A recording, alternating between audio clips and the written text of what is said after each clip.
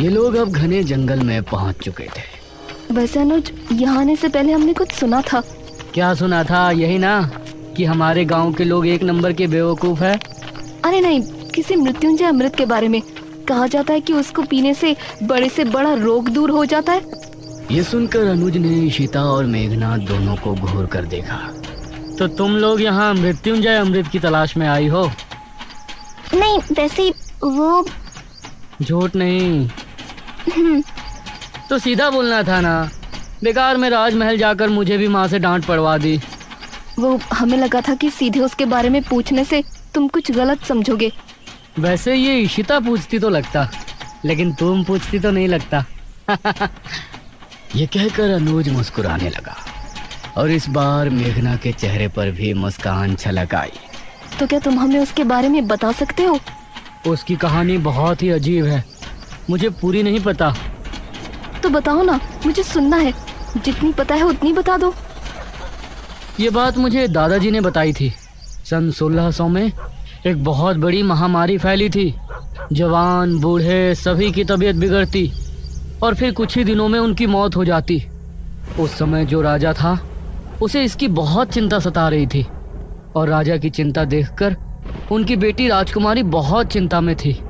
जब ठीक 4 साल उस महामारी को गुजर गए तो राजकुमारी रहस्यमय तरीके से गायब हो गई। गायब? वो कैसे? वो कहीं चली गई थी। राजा ने उन्हें बहुत ढूंढा लेकिन वो कहीं नहीं मिली। उसके बाद ठीक 1 साल 1 महीने बाद राजकुमारी लौटी और अपने साथ वो एक बीज लेकर आई थी। महाराज ने उनसे सवाल किया कि कहाँ थी, तो उसने कोई जवाब नहीं दिया।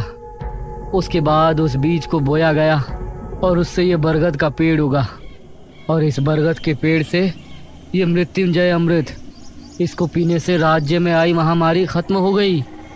लेकिन कुछ समय बाद ही राज्य पर बहुत बड़ा संकट आया। कैसा संकट? और ये निशिर्मो लोग जिसके बारे में गांव के लोग बातें कर रहे हैं, उनकी क्या कहानी है? उसका तो मुझे भी नहीं पता। फिलहाल तुम वो देखो। उसने सामने की तरफ उंगली पॉइंट की। कुछ ही दूर पर सामने था एक हरा भरा बरगद का पेड़।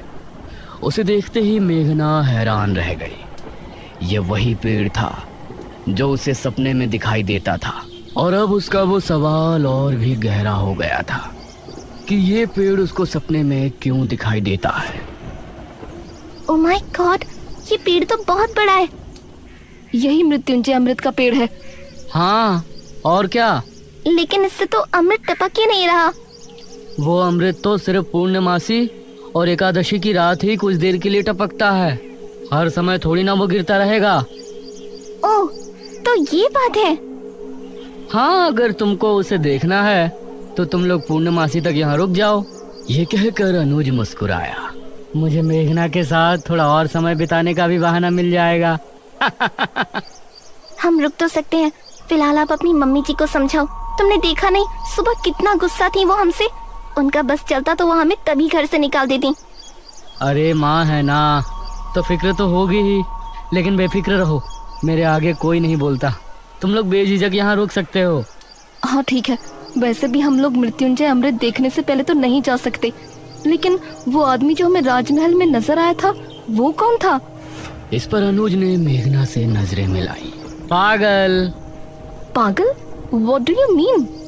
देखो, उस वक्त उसे देखकर तो मैं भी डर गया था, लेकिन अब सोचता हूँ कि कोई पागल ही होगा जो बेचारा उस राजमहल में सो रहा होगा। हमने उसकी नींद खराब कर दी तो उसी वजह से हमारे पीछे भागा होगा। मेघना को इस बात में सहमति नहीं नजर आई। वो कोई पागल तो हो नहीं सकता। उसका पहनावा भी आज के टाइम का नहीं लग रहा था।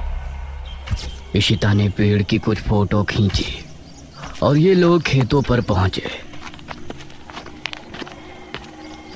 ये काफी देर तक साथ घूमे और इनके बीच बातें भी खूब हुई। अनुज की बातें अब मेघना को भी अच्छी लगने लगी थी, लेकिन वो अपने सपने और इस गांव के रहस्यों के बारे में ज्यादा सोच रही थी। शाम होने से पहले ये तीनों गांव वापस पहुंच गए।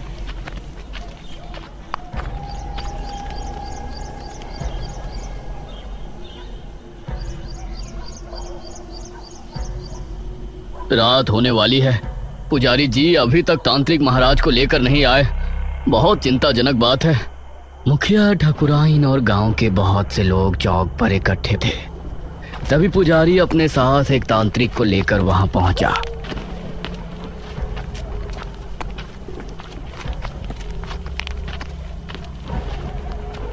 प्रणाम बाबा।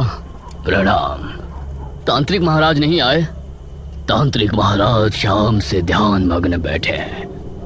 वो सुबह सूरज निकलने से पहले नहीं उठ सकते, इसलिए मैं उनकी जगह यहाँ आया हूँ। आप निशिर मोलो के बारे में सब जानते हैं ना? चिंता ना करें, तांत्रिक महाराज का आशीर्वाद हमारे साथ है। हम आपकी समस्या का निवारण करने की पूरी कोशिश करेंगे। तो बताइए तांत्रिक जी, क्या करना होगा? हम पूरी रात जाग कर एक अनुष्ठान करेंगे जो कि गांव के चौक पर होगा। ये पता लगाएंगे कि निशिर मोलो अचानक कैसे जाग उठे। आप सामग्री तैयार करें। एक बार अगर हम अनुष्ठान शुरू कर देंगे तो उसके बाद पूर्ण होने से पहले उठने का हमारे पास कोई कारण नहीं होगा। बहुत बहुत धन्यवाद बाबा, भगवान आपको सफल करे। इशिता ने चुपके से मेघना से कहा, ये लोग सच में बेवकूफ हैं या मुझे ऐसा लग रहा है? ये तू क्या कह रही है? और क्या, वो आदमी गायब हुए हैं, उसके पीछे कोई और वजह भी तो हो सकती है। जरूरी है कि उन्हें किसी भूत ने उठाया हो। निशिर मोलो, चुप कर। कुछ ही देर में अनुष्ठान की पूरी तैयारी हो गई। एक अग्निकुंड, एक कपाल और एक नर हथहड्डी। उसके आसपास 4 धूप बत्तियों से धुआं निकलकर वातावरण को शुद्ध कर रहा था। आप सभी अपने अपने घरों में जाएं और अनुष्ठान के सफल होने की प्रार्थना करें। हवा फिर से तेज हो गई थी। चौक पर सिर्फ तांत्रिक और पुजारी नजर आ रहे थे। मेघना और इशिता खिड़की से तांत्रिक को देख रहे थे। मुखिया, अनुज और ठाकुराइन सोफे पर बैठे थे। अरे मेघना, क्या कर रही हो वहाँ? आकर बैठो ना, कुछ नहीं होने वाला इन लोगों से। अनुज, तुम खुद किसी को नहीं मानते तो मानने वाले का मजाक भी मत बनाओ। अभी ये लोग बातें कर ही रहे होते हैं कि तभी भारी कदमों के साथ 4 निशिर मोलों की आवाज जैसे ही गूंजना शुरू हुई, गांव के सभी लोगों का दिल बुरी तरह से दहल गया।